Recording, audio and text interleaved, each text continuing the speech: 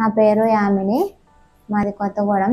పాపకి 3వ నెల. కొత్తగూడెం హాస్పిటల్కి తీసుకెళ్ళాము. కొత్తగూడెం హాస్పిటల్కి తీసుకెళ్ళాక ట్రీట్మెంట్ బాగా జరిగింది. ట్రీట్మెంట్ జరిగాక ఊపిరితిత్తుకి నిమ్ము వచ్చింది.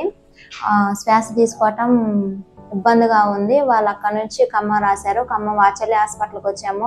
వాత్సల్య హాస్పిటల్కి వచ్చాక పాపని శ్రీనివాస డాక్టర్ గారు, రాజ్కుమార్ డాక్టర్ గారు మిషన్ చూశాక మిషన్ మీద పెట్టాలన్నారు.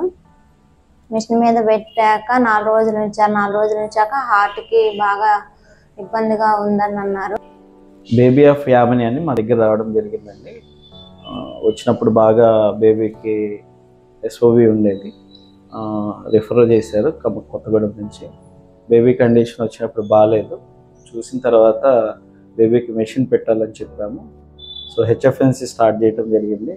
బేబీ 3-4 డేస్ తర్వాత రెస్పాండ్ అవ్వటం జరిగింది. పీడియాట్రిక్ కార్డియాలజిస్ట్ వచ్చి చూసిన తర్వాత ప్రెజర్స్ ఎక్కువ ఉన్నాయి, బేబీకి పిఏహెచ్ ఉందని నిర్ధారించడం జరిగింది. దానికి తగినట్టుగా ప్రోటోకాల్ ప్రకారం ఆ బేబీకి ట్రీట్మెంట్ అందించాము. ఆఫ్టర్ 8 డేస్ బేబీని డిశ్చార్జ్ చేస్తున్నాము. Thank you.